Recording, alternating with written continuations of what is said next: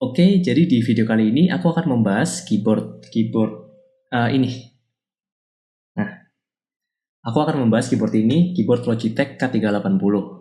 Nah, nggak usah kelamaan, langsung aja kita mulai. Tunggu. Kalau misalnya kalian ingin lihat timeline dari video ini, kalian bisa lihat di sini atau kalian cek timestamp yang ada di deskripsi atau di kolom komentar. Nah, sekarang kita mulai videonya. Oke, pertama kita bahas dari harganya.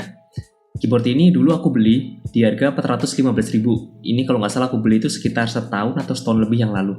Nah, harga per hari ini, per video ini dibuat adalah segini. Nanti akan aku kasih screenshotnya. Tapi kalau misalnya kalian cari keyboard ini di e-commerce ya, itu banyak toko-toko lain yang bukan official store itu menjual keyboard ini. Dan harganya bisa di bawah 400.000. Tapi balik lagi ke kalian, apakah kalian merasa aman dan nyaman jika membeli di non-official store? Oke, selanjutnya kita akan bahas tampilan dan desain dari keyboard ini. Dari keyboard yang sangat kecil dan minimalis. BTW itu kesan pertamaku setelah aku lihat keyboard ini ya.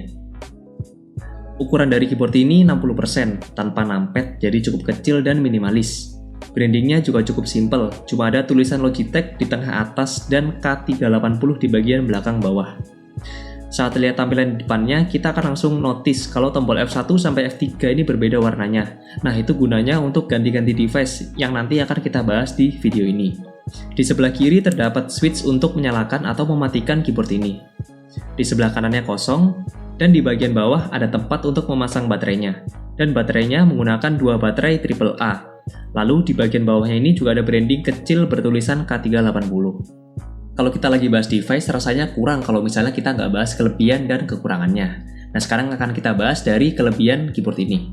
Pertama, keyboard ini tuh bisa digunakan di semua jenis OS. Nah, OS di sini yang pernah aku gunakan tuh ada Windows, Linux, Mac OS, Android, iOS, dan iPadOS. Ada berapa ini? Ada 6. Ada 6 OS yang pernah aku coba dan itu bisa semuanya. Nanti pada bagian testing kita akan coba untuk pindah-pindah OS. Dan di sini aku akan menggunakan 3 OS saja. Ada macOS, iPadOS, sama Android. Kelebihan yang kedua adalah keyboard ini minimalis. Ya ini minimalis dan kecil banget. Jadi kalau misalnya kalian suka pindah-pindah tempat kerja atau misalnya kalian ingin ingin berpergian dengan membawa keyboard ini sangat gampang dibawa. Atau kalau kalian ingin setup meja kerja kalian jadi lebih minimalis, keyboard ini juga sangat cocok untuk kalian. Lalu kelebihan yang ketiga adalah custom function keyboard. Nah, di keyboard ini tuh tombol F4 sampai F7-nya itu bisa kita custom lewat aplikasi namanya Logi Option. Nah, nanti akan kita contohkan ya. Dan kelebihan yang terakhir adalah daya tahan baterai. Dari Logitech sendiri mengklaim kalau keyboard ini mampu bertahan hingga 2 tahun. Ini yang udah aku gunakan selama setahun lebih dan aku belum pernah ganti baterai. Mungkin nanti kalau misalnya udah 2 tahun, aku akan mereview lagi keyboard ini. By the way, kalau kalian ada yang punya keyboard ini dan sudah lebih dari 2 tahun, kalian boleh share pengalaman kalian juga di kolom komentar ya. Oke, selanjutnya kita akan bahas kekurangan dari keyboard ini. Disclaimer dulu, kalau kekurangan ini tuh menurut pendapatku. Bisa aja. Kekurangan menurutku itu bukan jadi kekurangan menurut kalian. Kekurangan yang pertama adalah keyboard ini nggak punya backlight. Kalau misalnya kita bandingkan dengan keyboard lain atau keyboard yang kayak ini, nah ya, yang kayak keyboard ini, itu dia ada backlightnya. Atau misal keyboard laptop, itu ada backlightnya. Tapi keyboard ini enggak. Jadi kadang-kadang kalau misalnya kita kerja sampai larut malam, terus di suasana ruangan yang gelap, itu akan agak susah untuk melihat keyboard ini. Cuma itu bisa diakalin. Caranya dengan misal kalian beli screen bar kayak gini. Atau misalnya kalian kerja di ruangan yang terang. Atau kalian jangan kerja sampai larut malam. Kekurangan yang kedua adalah keyboard ini nggak tinggi dan nggak bisa ditinggikan. Ya, jadi ini sangat tipis kalau kalian lihat, dan di belakangnya ini nggak ada kayak kalau misalnya keyboard yang lain kan ada kayak kakinya yang bisa dibuka jadi biar bisa lebih miring atau lebih tinggi. Nah, di keyboard ini nggak ada. Jadi ya segini-gini aja keyboardnya. Tapi untuk poin ini sebenarnya hanya butuh pembiasaan aja. Setelah menggunakan keyboard ini selama 1 minggu pun aku juga udah biasa dengan keyboard yang sangat flat gini. Lalu kekurangan terakhir menurutku adalah nggak ada indikator baterai dan caps lock. Jadi kita nggak tahu nih baterainya sisa berapa, jadi bisa aja tahu-tahu habis gitu kan. Dan juga ini nggak ada indikator caps lock. Jadi kalau misalnya kita pencet caps locknya itu kita nggak tahu lagi nyala apa enggak. Kalau misalnya kita bandingkan dengan keyboard ini,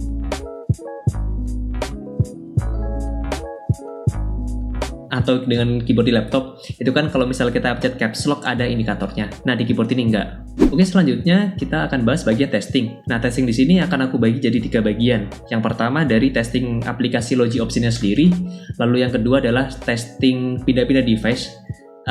Di sini aku akan mencoba pindah dari 3 device ya, dari macOS, iPadOS, dan Android. Dan terakhir kita akan testing suaranya. Ini nggak penting sih, suaranya sangat lembut. Oke, jadi pertama kita buka dulu aplikasinya, namanya Logi Option. Nah, di sini nanti akan muncul keyboardnya. Nah, ini keyboard Logitech K380. Nah, di keyboard ini, yang tombol F4 sampai F7 ini kan kelihatan ada putih-putih. Nah, ini bisa kalian klik, terus kalian ganti. Misalnya yang F4, defaultnya kan launchpad. Kalian mau ganti sesuai keinginan kalian bisa. Begitu pula dengan tombol F5, F6 sampai F7. Tuh. Dan juga di sini juga ada use F1 sampai F2 itu sebagai function biasa. Contoh misalnya kalau kalian mau main Dota, jadi kalian kalau mau ke hero kan pakai F1. Jadi ini diklik dulu. Biar kalau kalian pencet F1 itu bisa balik ke hero kalian. Kalau misalnya kalian nggak pakai ini, ketika kalian ingin balik ke hero kalian harus mencet Fn dulu, Fn plus F1. Nah, seperti itu. Oke, tes yang pertama ini ada MacBook. Ini layar sih. MacBooknya di sini. Terus ada iPad dan ada Android. Nah, untuk ganti-ganti device kalian bisa pencet F1, F2 atau F3 di sini. Nah, yang F1 di sini udah aku yang F1 di sini sudah aku konekkan ke MacBook, F2 udah aku konekkan ke Android, dan F3 ke iPadOS. Nah, ini kita langsung aja pencet F1 sekali. Nah, dia akan connect ke MacBook.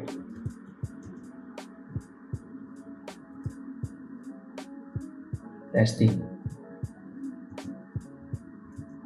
Oke, ini bisa ke laptop. Oke, sekarang kita akan pindah ke Android. Kita pencet F2.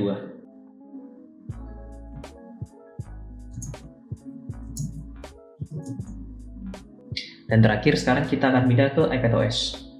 Pencet F3.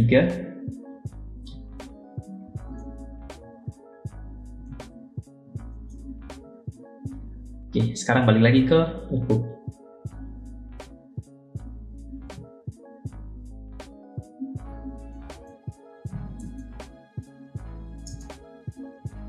Nah, seperti itu pindah-pindah device-nya.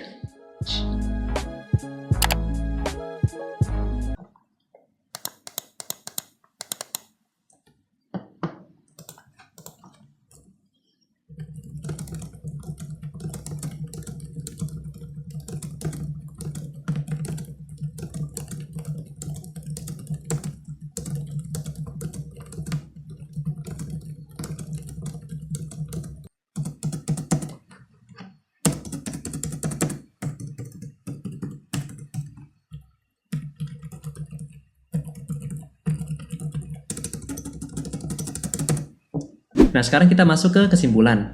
Nah, yang pertama, apakah keyboard ini cocok dengan harganya? Dan kedua adalah, sebenarnya cocok untuk siapa sih keyboard ini? Nah, jawabannya adalah tergantung. Nah, iya kan, bener banget, ini tergantung dari kalian. Jadi kalau misalnya kalian orang yang pertama, kalian suka pindah-pindah tempat kerja. Kedua, kalian orang yang minimalis. Dan ketiga, device kalian semuanya udah pakai Bluetooth. Keyboard ini mungkin akan sangat cocok bagi kalian. Tapi sebaliknya, jika kalian kerjanya stay di satu tempat aja, kalian suka mechanical keyboard, atau ada device kalian yang tidak mempunyai Bluetooth. Biasanya kan PC-PC pada umumnya itu belum ada Bluetooth-nya. Nah, itu bisa jadi masalah bagi keyboard ini, karena keyboard ini konektivitasnya hanya dengan Bluetooth. Dan kekurangan yang terakhir adalah jika kalian adalah gamer sejati. Jadi aku sangat nggak menyarankan kalian menggunakan keyboard ini untuk bermain game. Oke, mungkin cukup segini video review keyboard Logitech K380 dari aku. Nah, fun fact aja nih, semenjak aku beli keyboard ini, aku nggak pernah pakai keyboard MacBook sama sekali. Sebelumnya aku pakai MacBook 2017 tuh yang keyboardnya, apa sih namanya? Butterfly kalau nggak salah ya. Nah, yang keyboardnya nggak enak itu. Nah, aku udah nggak pernah pakai, dan terus ini ganti ke MacBook yang 2020 yang keyboardnya udah balik ke zaman dulu. Aku juga nggak pernah pakai keyboardnya lagi. Aku selalu pakai ini. Tapi sekarang aku pakai keyboard yang di belakang itu. Keyboard yang ini aku pakai sebagai keyboard cadangan aja. Atau kalau misalnya aku ingin pindah-pindah tempat kerja, keyboard ini yang aku bawa. Semoga video ini berguna dan bisa memberikan referensi kalian bagi kalian yang sedang mencari keyboard. Oke, aku Farid Akbar. Sampai jumpa di next video. Dadah!